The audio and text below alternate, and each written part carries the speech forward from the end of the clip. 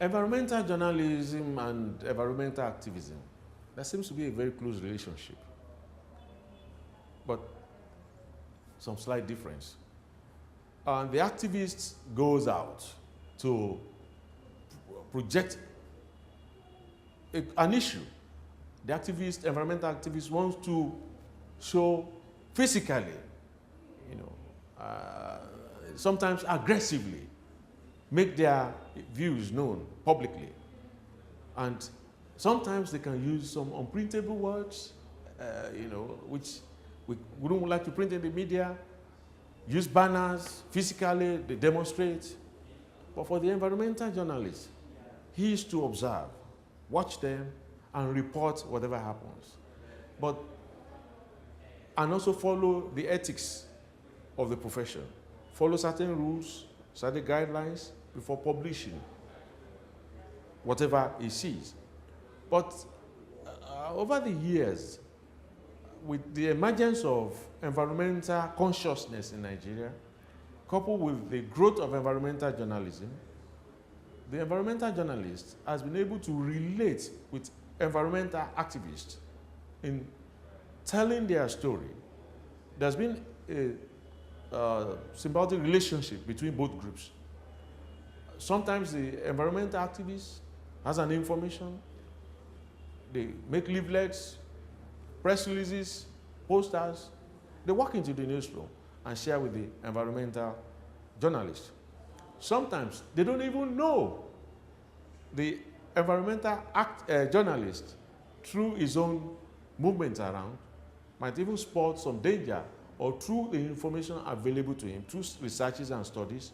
So the environmental journalist might just go out for the story and now need the environmental activist, call their attention to it, and need their comment.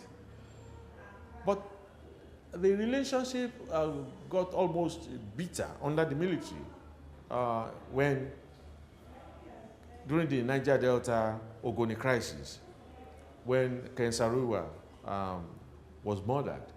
But before then, Ken used to also relate, being an environmental activist, relate with the media, and the media were projecting the issues of the degradation of the Ogoni land.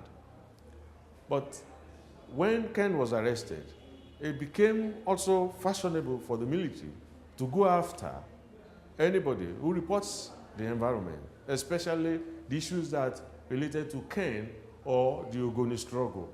So at that time, the relationship was bitter and was sour. But later on, when the civilian regime came in, there wasn't much pressure or anyone breathing down the truth, or the environmental reporter not to report something, or for the environmental to be too sensitive or to be too careful in reporting some of these issues. But generally, the relationship between the environmental activist and the journalist is very mutual, it's cordial, and I've seen instances where some civil society groups or NGOs on the environmental front will call me and say they're having an event, and I go there. For example, Nigerian Conservation Foundation, they're doing wonderful work in Lekki. And like I said, we need to know the history of certain issues before we can say, look, Lekki used to be a very peaceful place, serene in those years. And thank God that people like Chief Eseledu, late Eseledu, Asiodu, and Leventis, they formed the foundation to be able to secure some parcel of land in Lagos to have those nice wetlands still remaining. If not, there wouldn't have been any area where nature is still being protected. Lekki used to be called Igbo Efon. And Igbo Efon in Yoruba language means the forest of the buffaloes. But I'm sure when you go to Lekki this week, you didn't see any buffalo. The buffaloes are gone. And just on the other stretch outside Lagos is Ogun State, where Lekki also had boundary with Ogun State. You have elephants, and they still have few elephants, but nobody will believe that they still have elephants very close to Lagos as neighbors.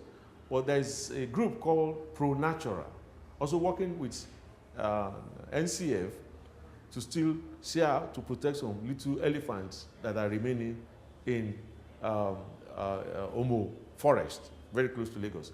But unless something is done, and again with the activism of the civil societies and the environmental journalists, to draw it in the throat of the policymakers and the government, they may not know the richness of our biodiversity, of our ecosystem, that, for example, we human beings, we breathe in oxygen and take out carbon dioxide. The plants take it in return and we take it from the plants.